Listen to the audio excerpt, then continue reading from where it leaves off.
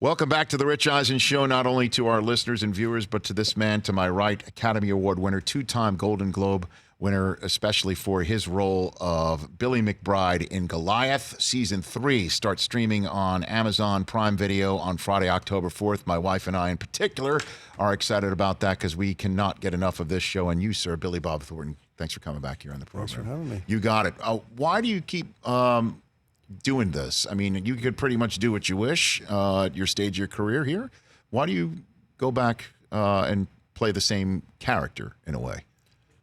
I'm more of a movie guy and came Yeah. up as a movie guy. Once I did Fargo, I thought, this is a great thing because I could see that the independent film business was kind of tanking a little. Yeah. Now you have the studios mostly do event movies, like Marvel and, that kind of stuff. Yes. I'm too old to play Batman, so I'd have to play the mayor. I don't want to play the mayor. And so, and I've kind of, came up as an independent film guy, Monsters Ball and, Sling Blade and things like that. Simple Plan, Sure. stuff like that. And so now that's where you do it. You do it on Amazon or HBO or whatever it is. So essentially you're doing like 8-hour independent films. It's the only thing you can do anymore to actually make a living for your family and do good work because, as I said, the independent film business, they give you no money to make one. And then the distributor is usually some little distributor that doesn't get it out. People don't see it. And it's not like it was in the 90s into the early 2000s.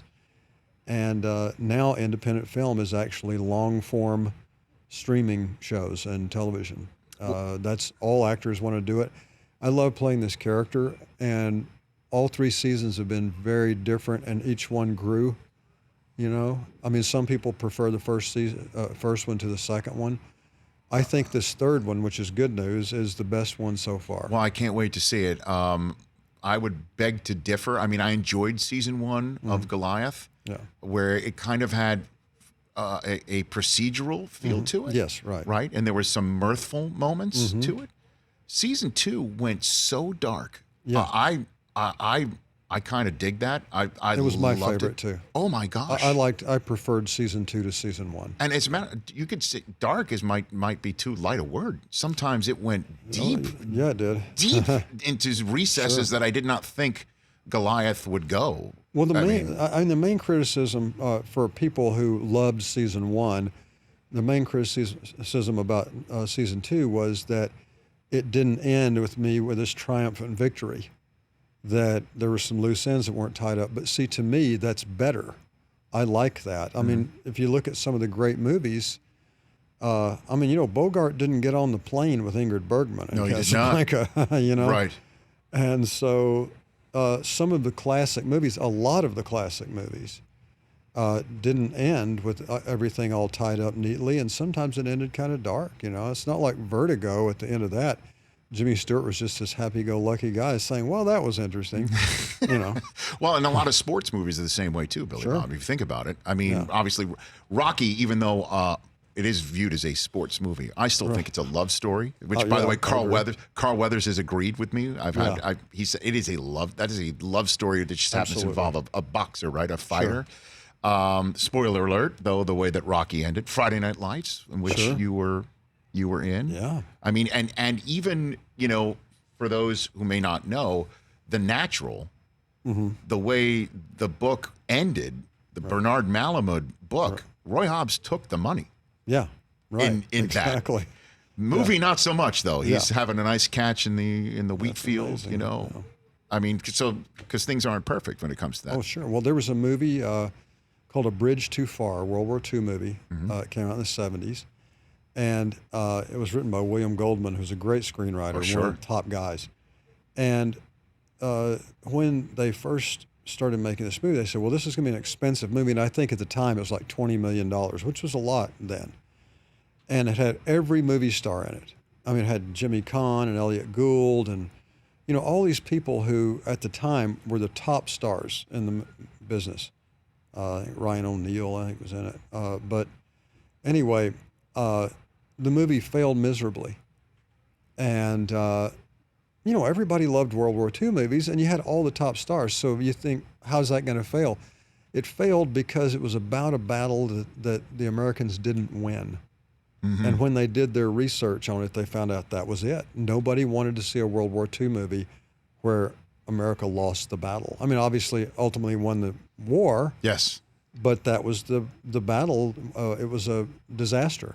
And people didn't want to see us lose. Billy Bob Thornton here on the Rich Eisen Show. What do you get most when people come across you or about movies that you're in, where they bring something up from your filmography? What do you get the most? It's funny. It depends on where I am and what kind of people I'm talking to. Okay. Different people have different ones, but I mean the main ones are Sling Blade and Bad Santa. I mean, we're talking about running the gamut here. Oh yeah, yeah. Sling Blade, Bad Santa, Armageddon. If it's like especially younger people, because that's like to a 20-year-old or something. They saw Armageddon when they were, 5 or whatever, right? Because it's the only thing that they would let anybody watch that I was ever in, and but I get Monsters Ball a lot from people, Get a lot of Halle Berry questions. So it's not about your performance? Is that what you're saying? They talk about that too, but ultimately they go, come here a minute, let me ask you something. And I'm like, no, you're not asking me that. But yeah, and then the artsy crowd, they'll talk about The Man Who Wasn't There or Simple Plan. Sure. Sports people. When I'm in Texas, it's the Alamo and Friday Night Lights. So what do you get most about Friday Night Lights? When people are asking you questions about that? It's always, a lot of people say it's their favorite football movie or sports movie. It's real. It's so real. Pretty real movie. And my dad, we've talked about it before, was a coach, high school coach. Right. But he was a basketball coach, so Hoosiers was always my thing. That's it. I mean, for me, I have an 11-year-old boy, an 8-year-old boy, and a 6-year-old, and I showed him Hoosiers. Mm-hmm. And, it took a while for them to get into it. Eventually they did, but I keep telling them, I'm like, the rim to the floor and the free throw line to the baseline. I mean, that's just the same. Just remember that in life. Yeah. Does not matter how big the stage is. It's still the same game. It's so good. And I was on tour with our band, the Boxmasters, recently, and we played Indianapolis. And I've known David Anspaugh for years, who directed Hoosiers, and Rudy as well. Mm-hmm. And David called me. He said, "Hey, I'm coming down to the show tonight. You got time to hang out on the bus? Before?" And I said, "Yeah, absolutely. Come on down." So David and I are talking, and I said, "How many of the guys still live around here? And he said, "Well, let's see, Maris and let's see who else." And there were a couple of the guys, and Maris actually played Jimmy Chitwood, the guy who made the last shot. Right. And so, one way or the other, a couple of guys came down, and David, and on stage, I did this thing, which it was so funny. Like the last guys to get it, they were sitting way in the back of this rock club, right? Mm-hmm. And I didn't hear any hooting and hollering from them. And the rest of the audience, maybe they weren't clued into Hoosiers, but I did something I thought was really clever. Which is? I got a tape measure from our guitar tech, and I said, come here a minute. And I said, do me a favor, hold this over on that side of the stage. Yeah. And I took it over here and I handed it to our keyboard player, Ted. I said, now take that all the way to the end of your keyboard. They held it. And I said, how long is that? And they said, 25 feet, whatever it was. And I said, I think you'll find that that's exactly the dimensions of our stage back home.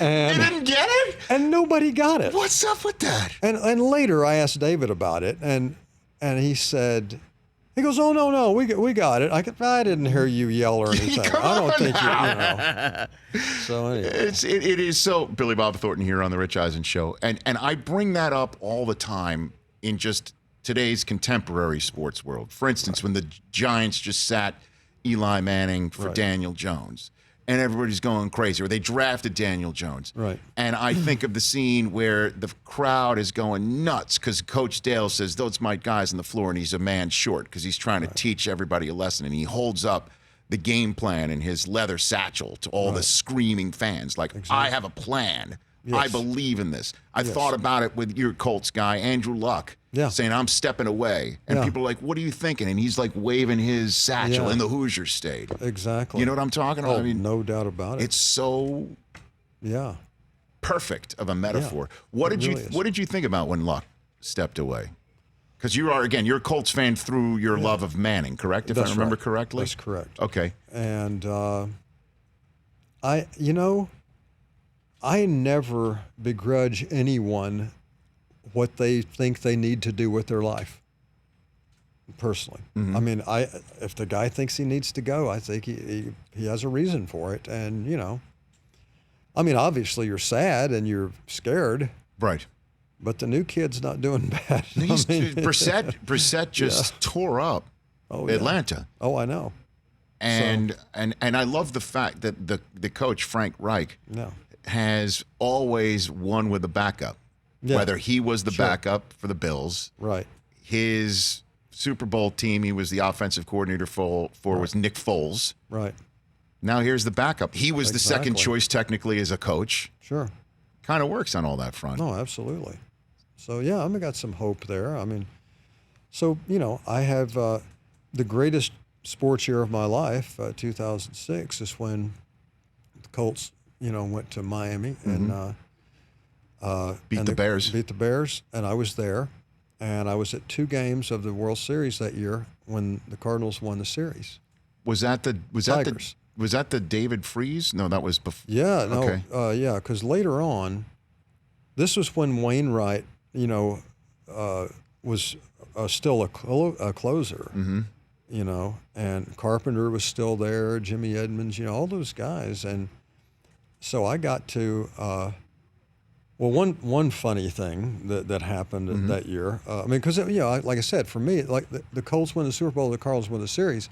You can't beat that. Everything after that's been like, it's kind of a letdown, even when they get in the playoffs or in the series, until we played the Rangers in that miracle year, and all that.